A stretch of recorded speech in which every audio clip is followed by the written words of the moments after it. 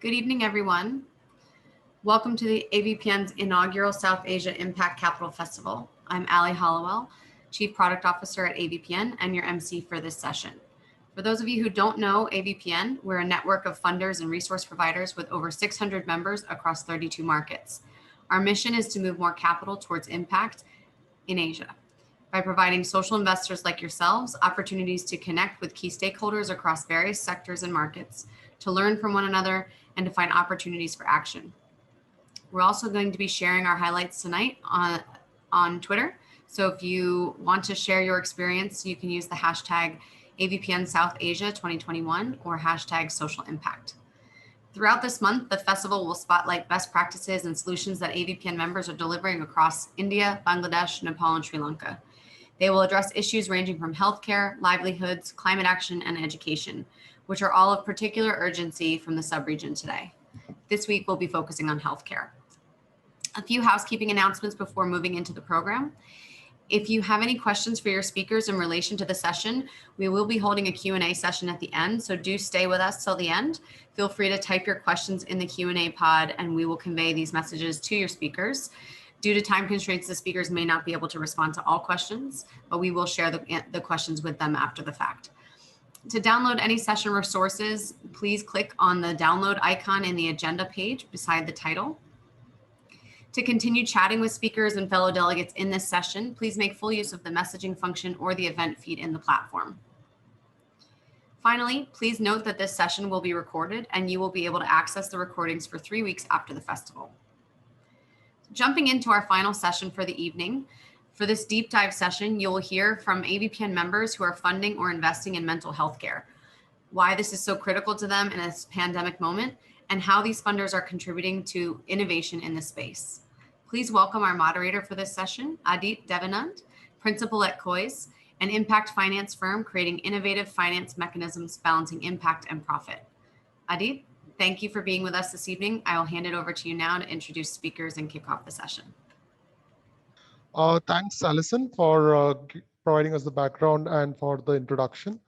I'm Adit Devanand. I'm principal with Kois India. So Kois is a global impact finance firm. We have invested in mental health care models, both for profit globally, as well as are looking to scale non-profit models through innovative finance mechanism. Adit, can you turn your video on? There we go. Yeah. Thank you. Thanks, Alison. Now, we have an esteemed panelist of speakers for today, and I'll just like to introduce quickly and provide a quick introduction to the topic for today. So we have got with us the CEO of Raintree Foundation, Linda Dandekar, the director of Mariwala Health Initiative, Raj Mariwala, and the India policy lead for Johnson & Johnson, Shweta Bharadwaj. Mental health care, as not many of you know, is one of the most prevalent disorders in India, approximately which covers 8% of the Indian population as per the National Mental Health Survey, which was conducted by NIMHANS in 2016. However, despite this, it's not spoken about as much as the diseases which we typically read through, be it the communicable or even the other NCDs. And it contributes to almost the highest degree of prevalence among the deaths in India, third highest among young adults, if you were to look at the total deaths just happening in India. And also, we see quite a bit of underreporting which happens. It's estimated that nearly 85% of those with any kind of anxiety or depression disorder don't initiate treatment. Even those who end up initiating treatment end up with close to 60-70% dropping off of the treatment. So in this context and in this background, it's important to look at it's such a huge problem in a country like India. And with the whole COVID pandemic, it's estimated that what is 8% today is almost as high as potentially 20% at the end of the pandemic and the lockdown. So it's important to see how could impact finance and innovative finance potentially open up some of the solutions, and what role could uh, both private philanthropists, such as the ones which are on the panel, work, as well as do we require more private sector solutions like the ones which we have seen through tech and innovation. So opening up this discussion, I would like to uh, uh, to go around the table, around the audience members, around the panelists, to give a very quick introduction of themselves. Maybe starting with Raj first to begin with. If you could share a quick introduction about yourself and MHI and the work which you have been doing over the past few years. And over to then Leena and Shita. Thanks so much, Adit, and good evening, everyone. So, as Adit said, Mariwala Health Initiative is an organization that has been working on mental health since 2015. It is a personal or familial philanthropy initiative of my father, Harsh Mariwala. And what MHI does is it supports and advocates for innovative mental health work with a particular focus on making mental health accessible to marginalized persons and communities. Now, MHI views mental health as a spectrum, and that people who have the lived experience of mental health must be situated at the core of any such work. Now, be it capacity building work, be it service led intervention. MHI also advocates for an intersectional perspective on mental health. And part of that is undertaking capacity building initiatives for the mental health ecosystem, along with funding projects that are user centered, where the interventions or services themselves are linked to the grassroots and that are community based. So in these past 5 years, as of today, we currently fund 26 projects with 20 partners across the country. Now, this is in rural areas, in urban settlements, in hilly regions, and in regions facing conflict such as Manipur and Kashmir. Some of the range of communities that we work with are farmers, victims of violence, children in schools, children in conflict with justice systems, persons who are incarcerated in mental health institutions, the homeless, and also persons with intellectual disabilities. I'm not going to spend too much more time on the kinds of communities, but essentially, what our projects and services that we fund with these communities do is they're psychosocial in nature. This means they address both the mental health component, or the first part of the word psycho, as well as the social determinants of mental health. If I have to give you an example, while a person may be identified as requiring counseling support, and while the family or neighbors may be sensitized to that person's needs, that same person may also need livelihood support, may also need to be connected to employment services, or, for example, will get assistance to get a ration card or an identification card. So that's what the combination of these two things means. And the linkages are very important for us in the work that we do. Other than service delivery work, we also fund and carry out advocacy on mental health. And we do this with communities of lawyers, judges, mental health professionals themselves, other law enforcement agencies such as the police, and other various arms of institutional machinery on the Mental Health Care Act of 2017, because laws will not be implemented unless people know about them. We are also the technical advisor on mental health for the government of Bihar. Um, and we think it's very important to work with the government. So we spearheaded a campaign called Bridge the Care Gap in 2019 in light of the national elections, which called on all national political parties to make promises on mental health in their manifestos. Now, this resulted in mental health being mentioned in political party manifestos for the first time in history. Of course, we'll see whether anyone actually does anything about it. So that's MHI. I'm lucky enough to be working on mental health because it's a field that's very close to my heart as someone who lives with a psychosocial disability themselves, as well as is neurodivergent because I have a learning disability. So that's me. Thank you, Raj. That was lovely, and it takes, like I said, a lot of courage and inspiration to come into and openly speak about that yourself. And maybe I'll hand it over to Lina as well, probably also to share her personal motivations as well as the work which they have been doing, which led to this. Thank you, Adit, and good evening, everyone. A bit like MHI, this is also a family-run foundation. Family founded, but professionally run, I should say. It started with a lot of our personal experiences. We are caregivers for one of our family who has a progressive neurological condition and is, not able to fend for herself.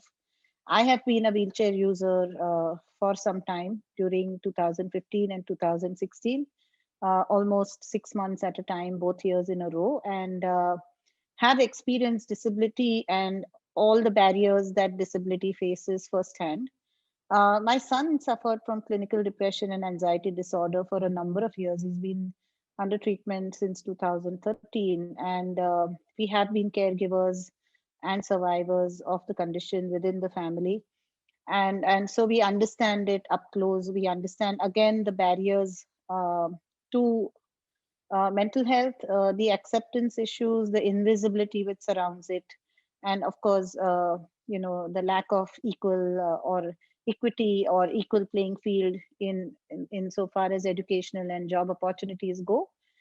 So our foundation and the work we do on mental health was born out of our personal experiences. Our foundation, the rational thought for a foundation focuses on another model, which is works on a balanced model between ecology and economy, and that's another program that we are doing. But the mental health model and the mental health and disability model comes directly out of our personal experiences, and how close it is to our heart. So we work on inclusion and diversity. When we talk about mental health, we're looking at all the factors which feed into mental health issues, and that essentially has to straddle inclusion, diversity, disability, and all of these are, touched by our work in some form or the other as it leads into mental health. We focus on community-based model, so we are narrow in our focus in that sense. It's a very young foundation. It's about, if you take away the COVID years, it's about a year and a half, 2 years since we started this program, and there's been a big gap due to COVID. And we are a young foundation, and we chose to focus on the community model. So it's rooted in Raintree's founding value of dignity for all. We have a rural program, which is called Comprehensive Mental Health Program. It intersects with our larger program of the sustainable landscape management that we are doing in Vele Taluka. So it is very rural, very real, and giving credence to the rural realities. It intersects with gender, with caste, with disability, with all the factors that lead directly into mental health in the rural context. So that is the rural manifestation of our mental health program. For the urban program, we are going to look at workplace mental health, to look at productivity increases in the workplace, lower attrition, looking at better working conditions, ability to get, and some kind of reasonable accommodation at the workplace for mental health conditions. So we are launching into a fact-finding series of consultations starting next month called Better at Raintree, which will talk to stakeholders across diverse groups to get their very real take on what mental health at the workplace means to them. What are the barriers they feel, they face? What are the understanding? What would they expect from a program like this? So that's the two programs we have ongoing. One has started in the rural context under the Sustainable Landscape Management Program. The other one is taking off with a delay due to COVID starting next month. So that's a foundation for you. And that's it from me, Adit. Thanks, Lena. Again, quite inspiring to hear of your personal journey and your motivations towards the kind of impressive work we have been doing. Over to you, Shweta, to if you can quickly jump into the work which your organization foundation have been doing. Sure, thanks, Hadit. As Johnson and Johnson, we are one of the most broadly based and largest healthcare company, and we really strive to improve access and affordability and create healthier communities. Our global community impact, which is our foundation, is really organized into various kind of areas, ranging from local giving to talent for good, to disaster response and product donations, and of course, Center for Health Worker Innovation with clear mandate on frontline health workers. And mental health globally is one of the focus areas that we focus on. Now, as part of our project in India, what we are really trying to do is we're currently looking at working on a project to enable scaling up of innovative and effective ways of service delivery in mental health, and really address the continuum of care gaps in the mental health care delivery while working closely with community health workers. Now, when we were really looking at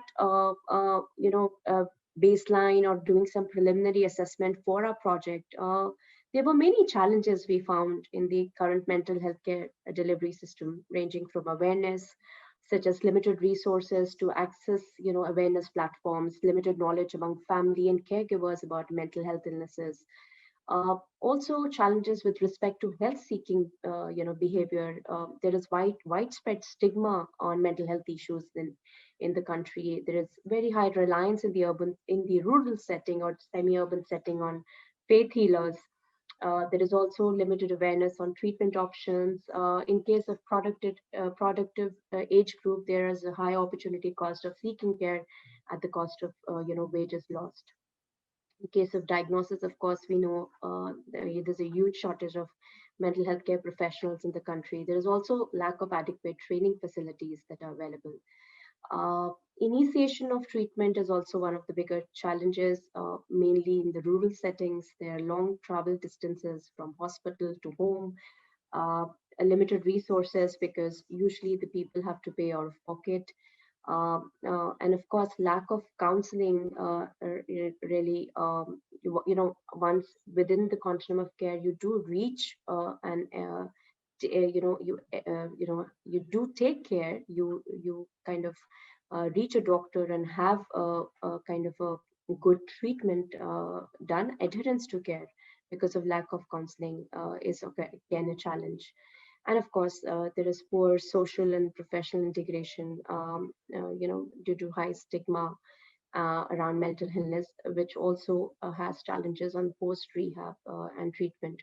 So really, I mean, if you look at across the care continuum, there are various challenges. And COVID, really has really furthered the challenges that we see in terms of the mental health care in the country. If you look at the pre-COVID and the post-COVID world, the prevalence of anxiety really has increased many times. I think from almost 6% to 26%, depression from almost 5 to 19, and stress from almost, I think, 10 to 22%. So I think in this particular COVID world that we are living in, mental health is absolutely very, very important. And like Adit, you earlier pointed out, regarding, low spending of mental health care. So of course, that's a big challenge. As it is, we have very less public health, public expenditure that is on health by the government. It's almost 1.3, 1.5% of the GDP. And then within that, the spending that's done on mental health care is also very, very less. So I'll stop there. So those were the preliminary challenges that we found, and I'll talk about in the next section as to how do we plan to address these challenges through our project. Thanks, Shweta. No, I think it's quite interesting the way you laid it out, because it's not just you're tackling with a single problem. There's a problem around the patient, then the family system, and the fact that there is no healthcare system which exists, unlike, say, your traditional any other healthcare system. Like, we are already in a country with limited resources where healthcare access itself is a challenge, and on top of that, you're seeking for mental health care professions which doesn't even exist. So that's like a multi-layer challenge. And I'm pretty sure, Raj, when you initially may have started out on your work, you may have come across this multiple layers. So how did you figure out where do you want to start your solving the problem? Because you're solving like 10 different problems, and how do you actually decide to take, where do we start our journey today? And do you think that in hindsight that was the right step for that, or would you have done differently if you know the benefits of hindsight today? Thanks, Adit. Yeah, that's a great question. And when we started off, we knew that we were going to shift our approach a little bit. And that was, of course, a gamble. There's so much focus on stigma and taboo, and then consequently, the whole idea of awareness. Now, that is something we just chucked out of the window. It's not what we were interested in. Uh, Far too often, the conversation focuses around stigma and awareness, when in actuality, the problem is much wider and larger. Also, simply because how do you ethically talk about stigma or raising awareness if you don't have the services in place at all? So what is the point then of dealing with the stigma or the awareness? And then second is, of course, stigma is always boiled down to listing certain conditions, anxiety, depression. So we were very clear that we did not want to look at that. And our starting point was that people who may experience mental health concerns and require mental health care either do not have accessible services, or those who are receiving services cannot access quality care that is affordable or easily available, or even like acceptable. Now, in terms of an example, good services are just plain unaffordable even in urban spaces. Or if they are affordable, then medication is unaffordable. For example, if you live with schizophrenia, your monthly medication is at least 3,500 to 5,000 rupees. Or, for example, having to travel across a whole district to see a professional. And of course, there are a whole bunch of other very grave issues in the field of mental health today, such as a lack of citizenship rights, a lack of informed consent, and confidentiality. So, in that sense, keeping this in mind, we really had our work cut out for us. And keeping access foremost, we found our first partner, which was iCall.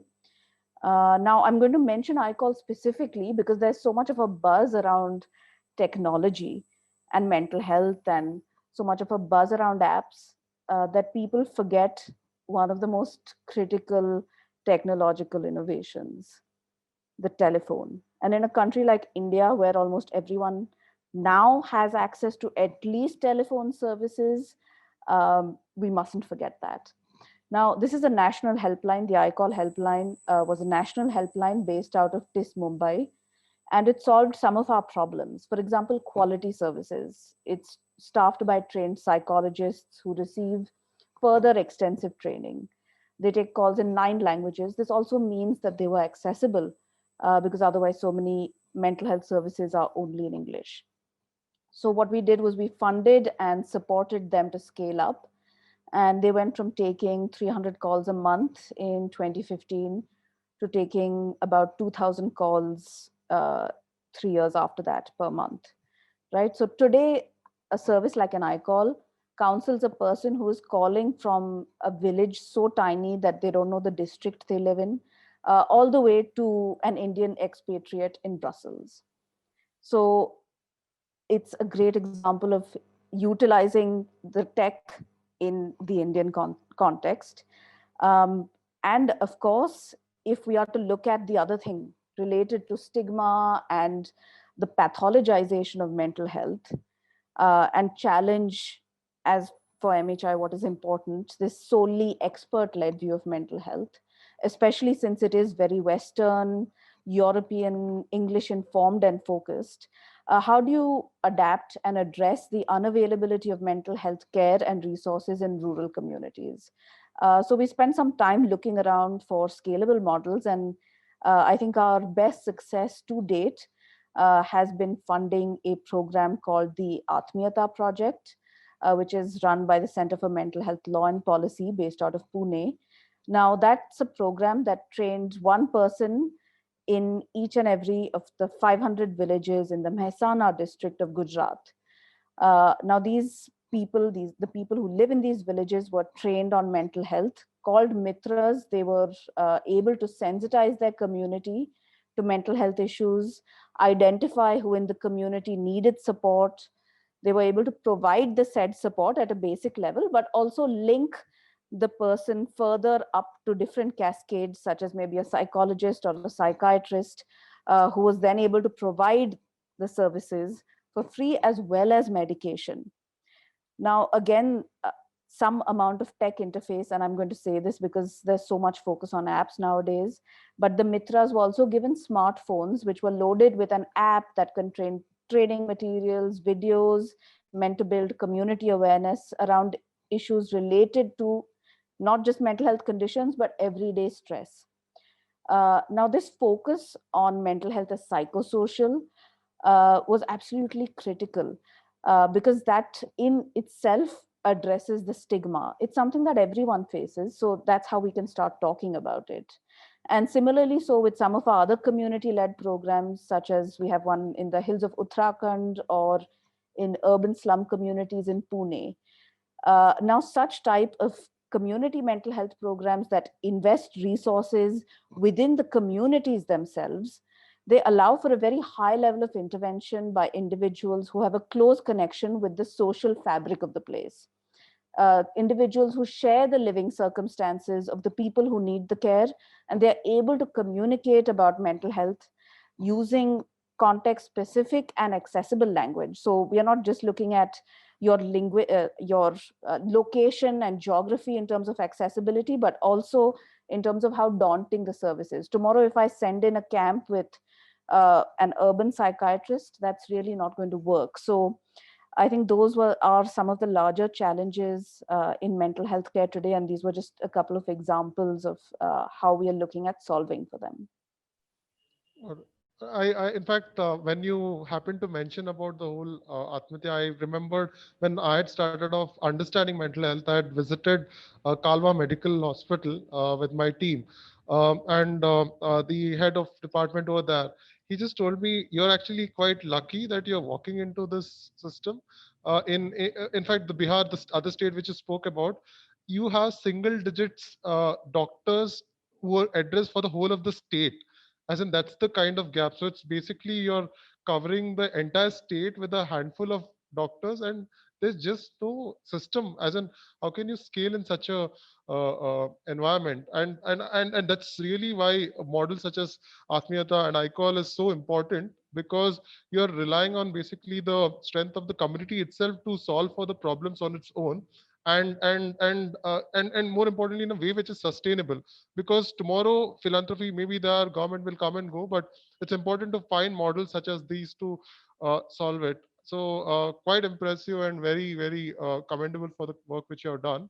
I'll probably also check in with Shweta if to understand when they went about as in the project size, how did they narrow down on community healthcare and the model which they have looked to scale in terms of the overall continuum of care. Was the journey similar to what Raj had, or was it different? Shweta, over to Yeah, you. thanks, Adit. Apologies, my camera is giving me some trouble. So, we just realized, when we were on this journey of doing our baseline assessment and preliminary assessment, and really talking to a lot of subject matter experts, visiting service providers, various types of models that we looked at. And we figured that, to improve mental health care delivery in the country, we will need really effective, innovative, and scalable interventions, but ones that you really use frontline health workers, community health workers. So some of the elements of the model which we thought and which we would like to include in our project will be, establishing very well-defined care pathways for the frontline health workers to detect, counsel, and refer individuals at the community level, conducting, behavior change communication campaigns when we talk about destigmatizing, for example, mental health issues, and present options of care for both the patients and, for the awareness for caregivers as well. And of course, like I mentioned, the various challenges. So really, of course, it is important to understand that these community models have to be well integrated into the public health system. So, but so it has to have linkages with public health facilities as far as the treatment options are concerned. But really, otherwise addressing other challenges within the care continuum. Right up to say adherence to care and through psychosocial education, or setting up follow-up mechanisms, or changing the treatment regime with increased adherence, etc. So these are the kind of elements, I would say, in the care delivery model that we would like to kind of implement in our project. And the areas that we are really looking at is that from the issue perspective, like I said, low intent to seek care, lack of information about care, limited access to care, and lack of ability to adhere are the key areas that we would like to focus on. And the outcomes that we would like to focus on are improved health seeking for mental health illnesses, and improved mental health outcomes for patients who are receiving continued care. So those are the kind of areas that we will be looking at in our project. Thanks, Shweta. That for the context, and maybe just building on top of the model which you kind of mentioned, and the areas which Raj spoke about on scaling up and the use of tech. Leena, you mentioned that you are also looking at urban context, and I was wondering that if you see technology and innovation as key areas, and how could this be leveraged on? And do you see this something which is more urban centric, or something which can apply towards rural as well? So particularly on how do you see technology evolving and potentially helping scale these models? So I agree completely with what Raj and Shweta have said before of the lack of access in local languages to rural in the rural context.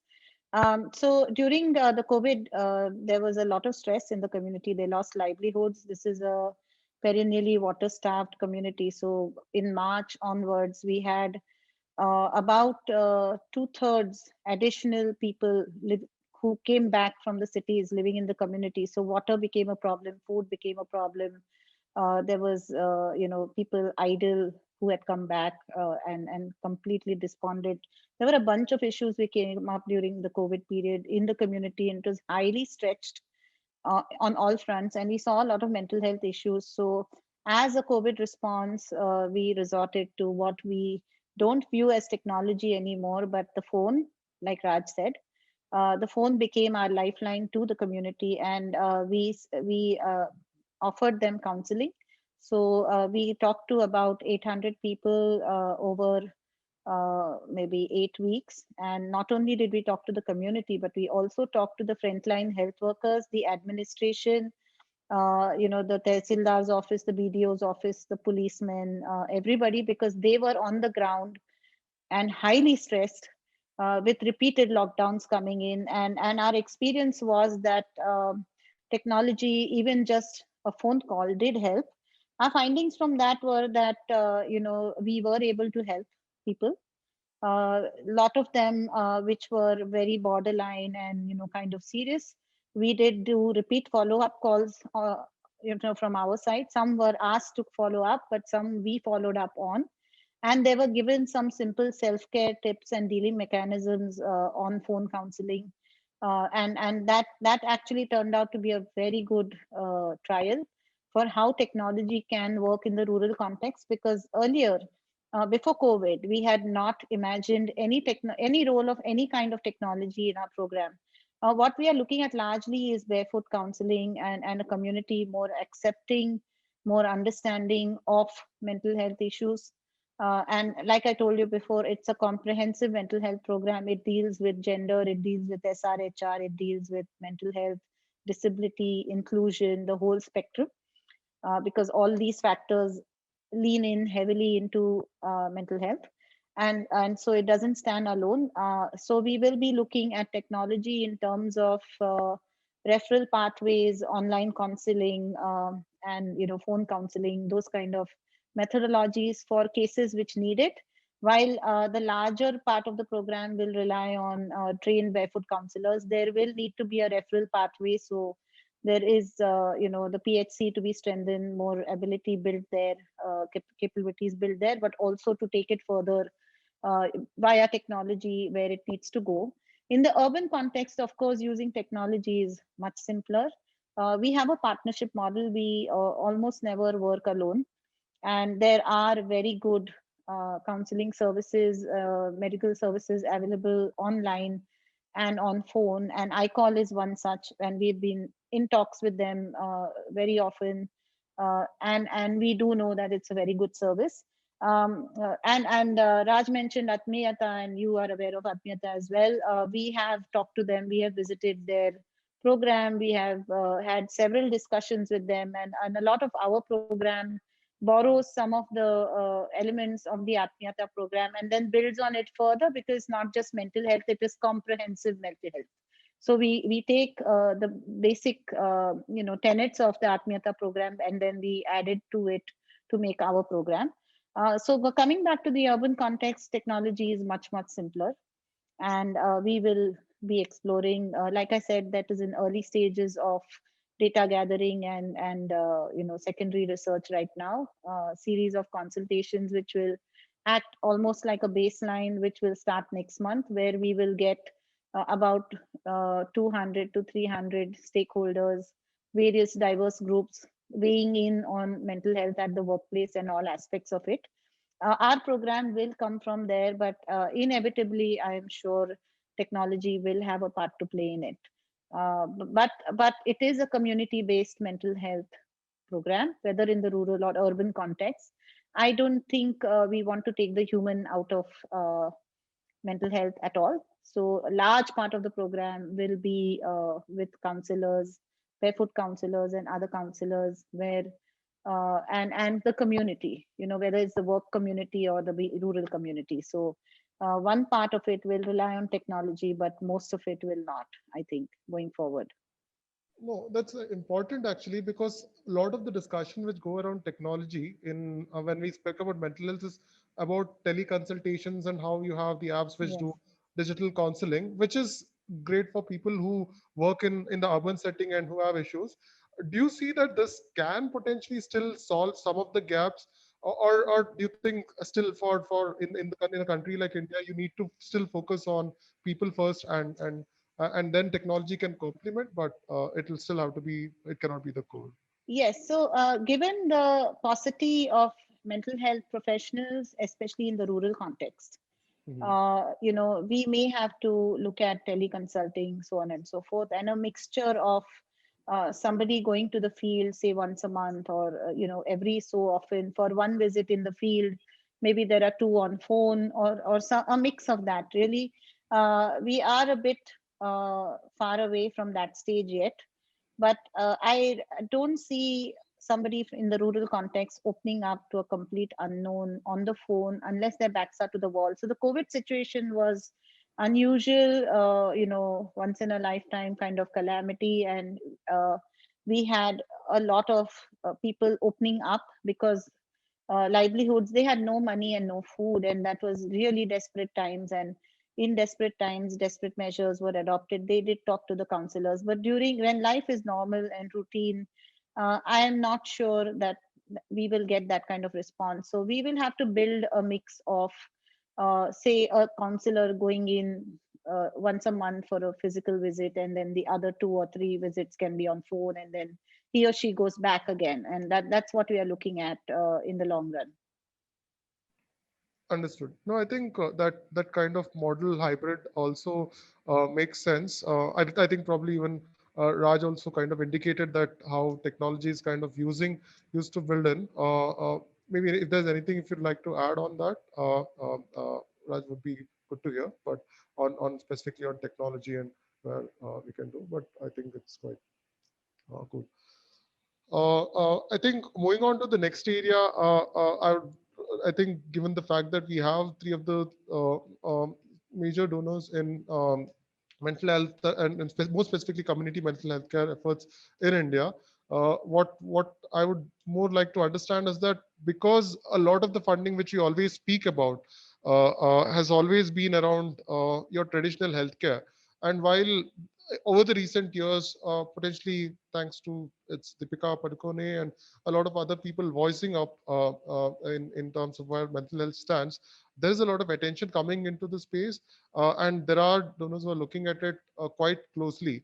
But again, now again with the whole COVID, your basic healthcare systems again is put into question. Now, is there a strong reason as to why donors have typically shied away from these reasons, and it's only people such as you and Raj who have had personal motivations to join in coming in more specifically. So why isn't, and that too, it's, we are not talking about small number. It's like 8% of the entire population of India, it's which is far severe than some of the other decisions which are getting far greater funding. So why is there such a mismatch in the need versus the funding which is coming in? And because I'm sure you would have spoken to a lot of others, what is preventing people from coming? Maybe Leena, if you would like to take a call from that. So I think 2 words, buzzwords in the philanthropic sector are probably responsible. One is impact and one is scale, right? We are a country of 1.4 billion people. Unless we cover a 0.001% of it, we don't think we've done enough. The point is that scale is not always desirable. There are some causes where you may want to look at depth, going back to the root causes, working patiently. There are some causes which don't show you results in the typical timelines of CSR funding, etc., which would be 2 or 3 years.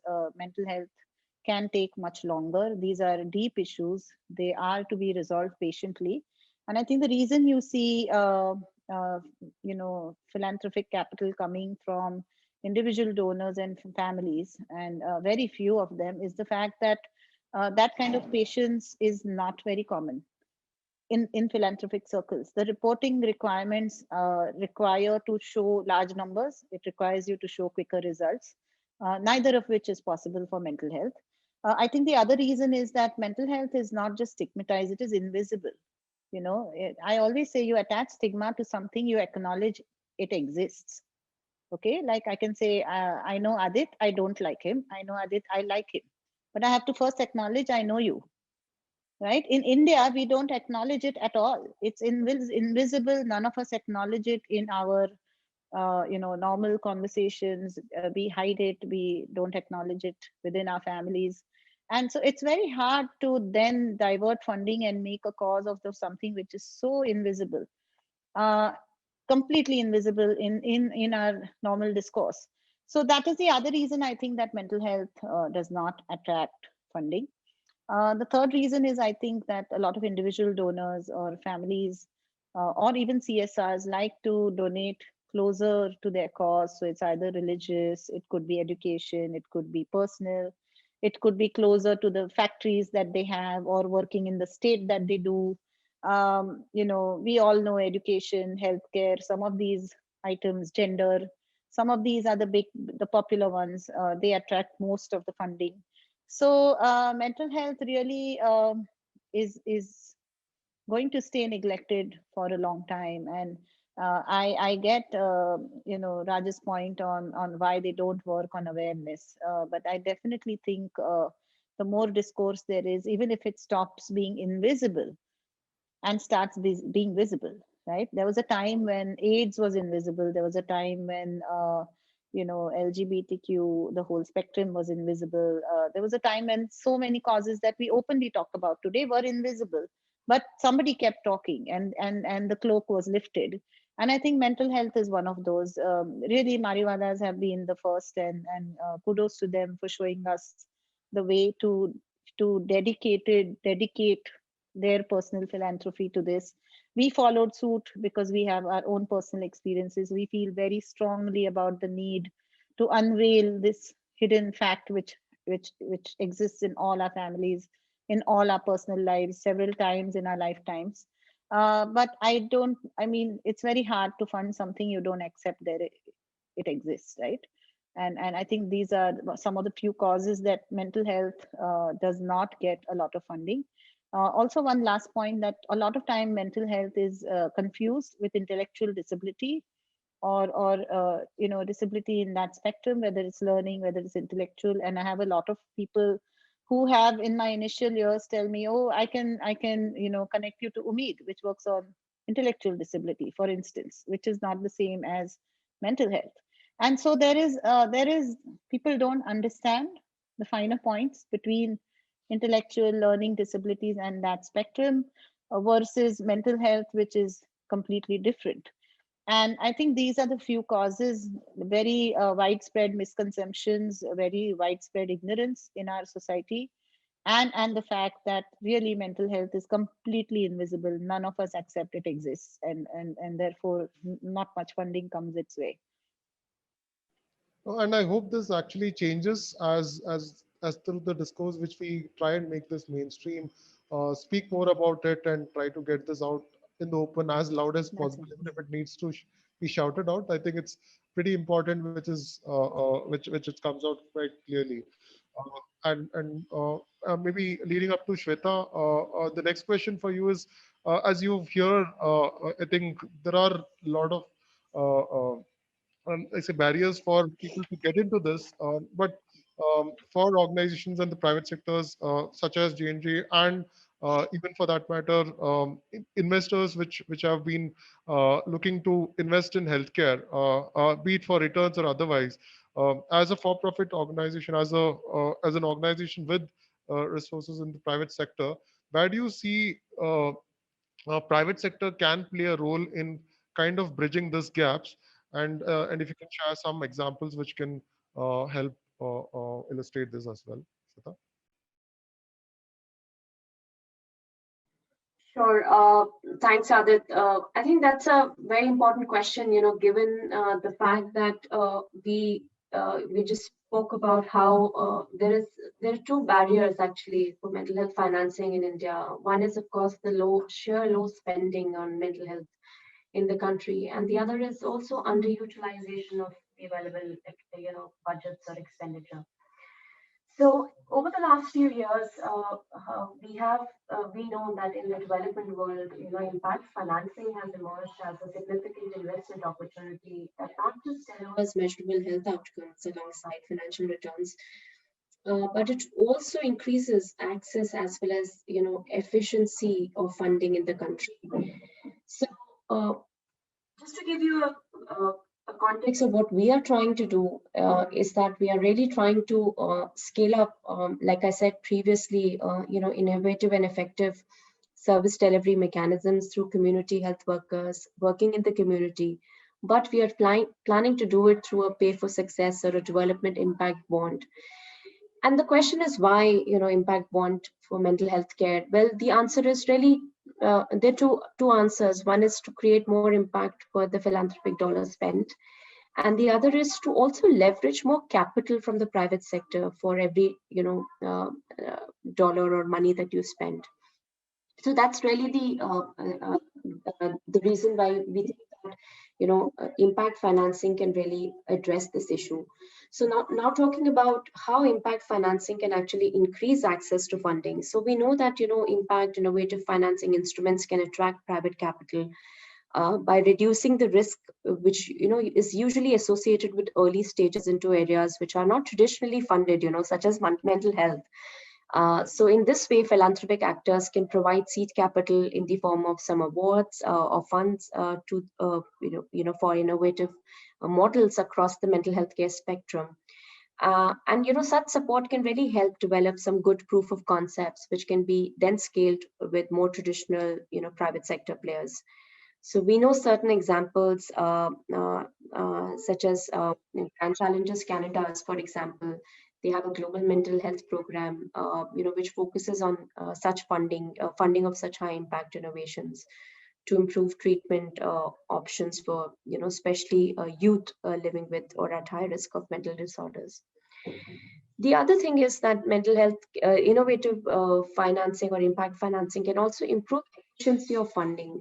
So we know that for sure that it can bring in effective mechanism to improve outcome per dollar spent by ensuring incentives are aligned towards maximizing outcome.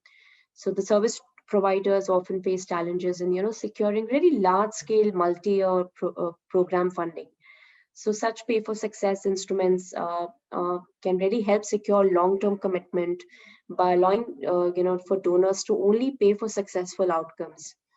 And these models are particularly advantageous as donors can only pay for measurable results, and the program implementers are made more accountable to ensure the best program delivery.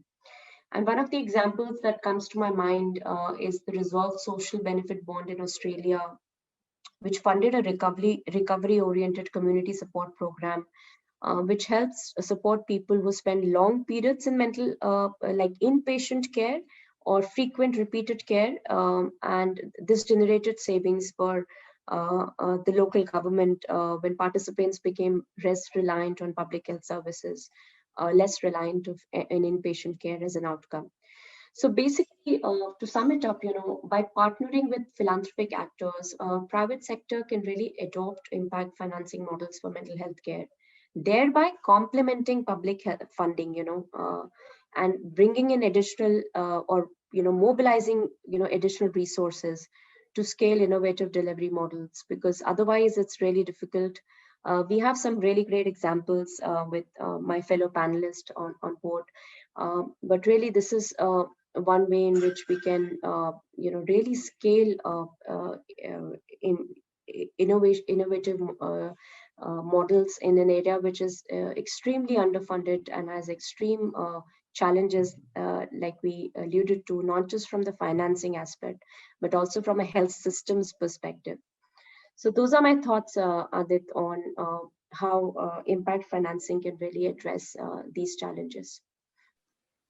Thanks, Shweta. I think the kind of it was quite interesting to hear what kind of different roles could be played and how can impact be scaled. And again, with the more like a private sector lens to how we look at things and looking to outcomes.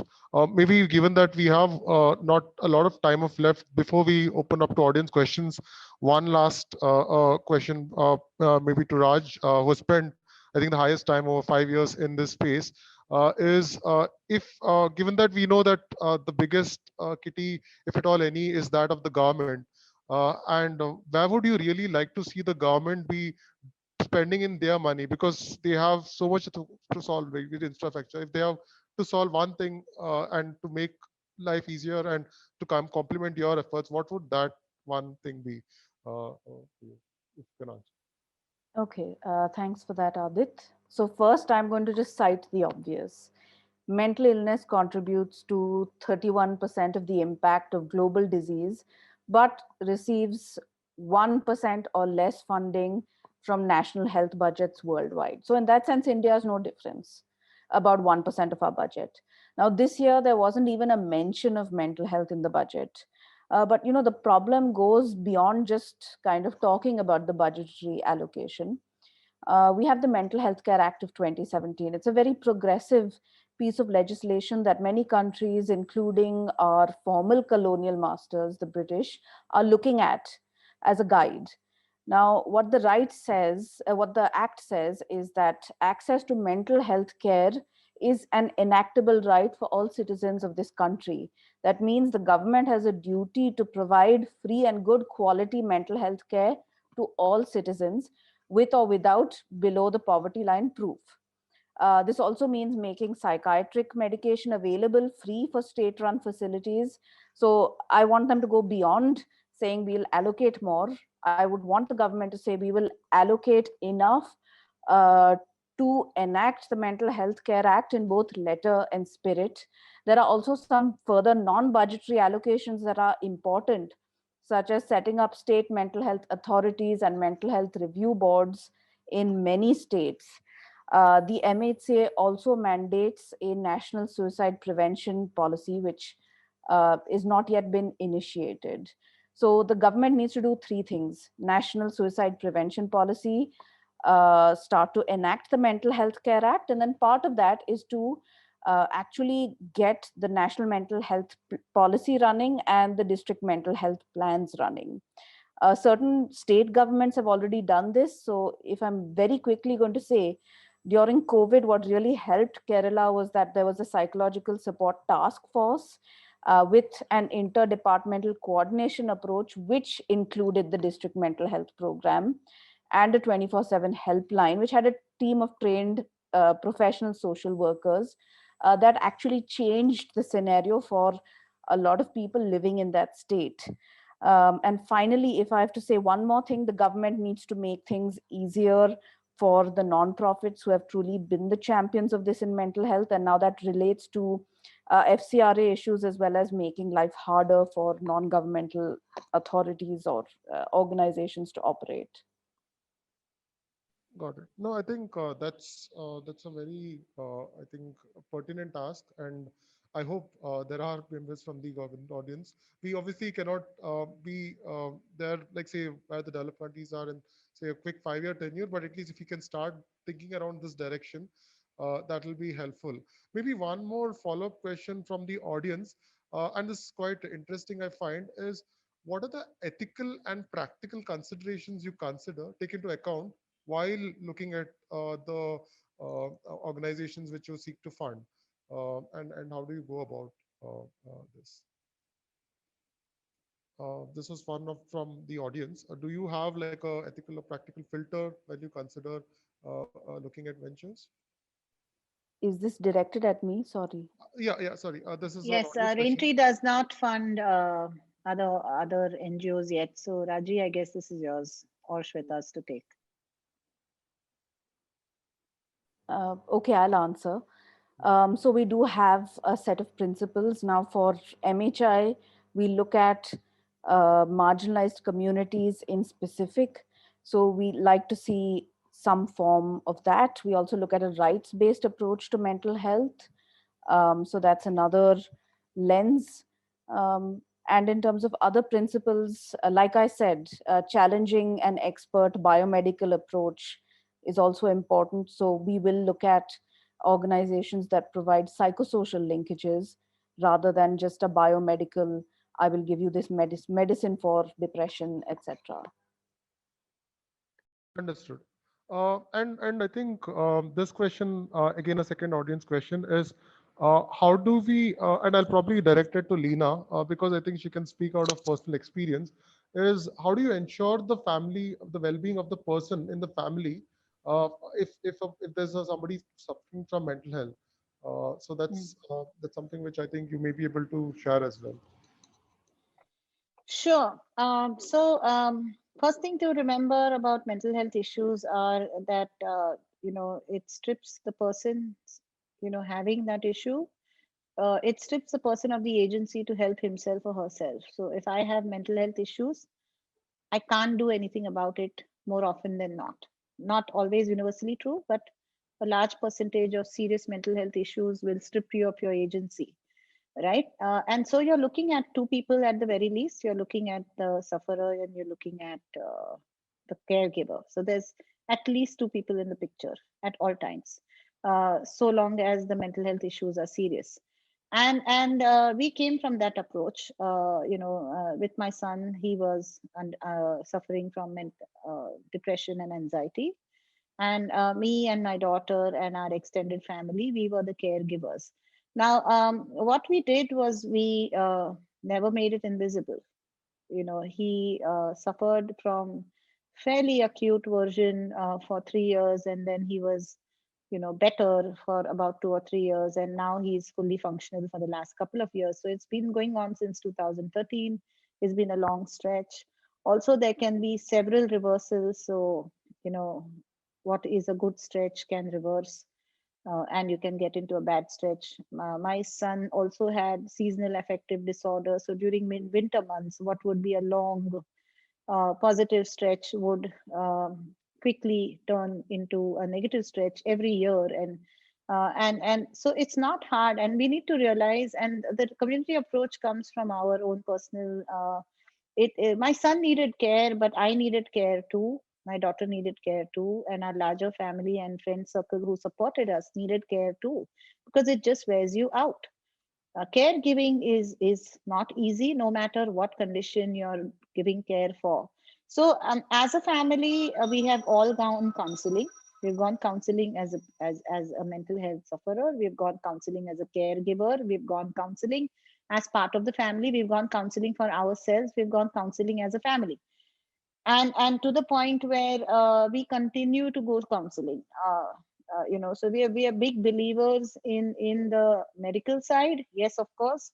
At different points of time, I think Vivek and I have both taken medicines. But I think at some point, primary relief for the last, since 2013, we are all in counseling, and we use it as a very, very effective tool to, tide us over through the ups and downs which come. So that is something that it's a fairly long road most times, and the caregivers need to be taken care of equally. And that's where the community comes in. If your sister or your parent or your friend or somebody can take care of you, or can give you a respite, or can and take care of your psychological well-being as a caregiver, that just, when you're in a good place, you're in a good place to help somebody else as well, right? And so that is my experience, and I think our community based mental health model comes a lot from that. And let me tell you the three pillars which came directly out of experiences eventually. I mean, besides setting up awareness and explaining the medical roots of mental health, and mental health issues which are commonly known, etc., we are looking at three pillars to this program. One would be self care. How do you take care of yourself, right? One is community care. So in the rural context, it would be the rural community. In the urban context, it will be your community at work, your peers, your colleagues, your seniors, juniors, bosses, so on and so forth. And then we are looking at institutional care, which in the rural context would be PHCs, referral pathways, maybe connecting them to counselors, and so on and so forth. In the urban context, because doctors and counselors are more easily available, we would then look at the institution, enabling that. But we are also looking at corporate policies, just as we have policies around disability and affirmative hiring and so on and so forth. We are also looking at concrete, tangible policies from the organization to give a level playing field for people who are survivors of mental health issues, and who continue to get, so that they get a level playing field, and that the barriers to their success can be tackled with reasonable accommodation. So these three things are all three we have used, right? We have used self-care, we've used community care, we have used our network, our family, our friend circle to support us, and we have used institutional care, we've used doctors, we've used counselors, we've taken medicines, and I thought that it was very simply put in English, with no big buzzwords thrown in, is the simplicity of what we did, and the simplicity of what we want to do going forward is this three-pronged approach, where you look at there's many times where grief is mistaken for depression. We use the word depression and anxiety really loosely, though both these conditions comprise a large percentage of mental health issues and are most commonly found.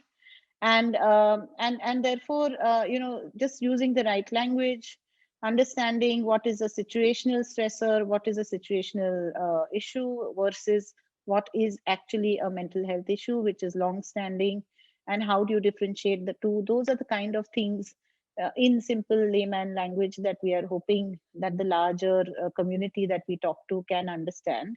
And from there, then take it to the right care, know the right ways to tackle it, know where to go, where to seek help. And like Rajvi said, and like Shweta has been talking about, health seeking behavior definitely needs to be promoted so far as mental health issues go. And we took help. We took help not only for Vivek, we took help. I took help for myself. I even now continue to go counseling when I need it, and it really helps. And so that is the care we took for ourselves and for for what we needed to do for 7-8 years now. So yeah, I would recommend that to anybody having similar issues in their immediate vicinity. The biggest takeaway for me is like keep it simple and just be quite open about it and share it. I think if it's not cannot be solved by yourself, it needs to go to an expert, and that's where I think we need to be a little more open about it and take it for each and every. I think that messaging, Yes. if you can leave it for our audience as we wrap up the questions. I think we've just come to the conclusion. It was lovely interacting with each of you. And I hope that we can see some of your work growing bigger and hitting scale. And maybe not 100%, but even like say person by person, if you can hit to that solving every problem, every person in India, and more importantly, then the government can take over the big heavy lifting work and take it to scale. Over to you, Alison. Thank you, Adit, for leading this very insightful panel. And thank you to Shweta, Lena, and Raj for sharing so candidly about this topic. I certainly learned a lot. We've now come to the end of the deep dive on funding and investing in mental health care in India. I want to thank all of our festival partners for making this session possible. You can find out more about our festival partners on our website. This concludes the programming for the evening, and we'll resume on Thursday at 4 p.m. India Standard Time, continuing with the healthcare theme in a fireside chat with Invest India Managing Director and CEO, Mr. Deepak Bagla. Do continue to share your highlights for the festival on social media, and remember to tag us using the hashtag AVPN South Asia 2021 and social impact. Thank you, and please enjoy the rest of the festival and have a great evening to everyone. Bye-bye. All right. Thank you. Thank you very much. Thank you for this nice chat, Adit. Bye. Wonderful. Bye.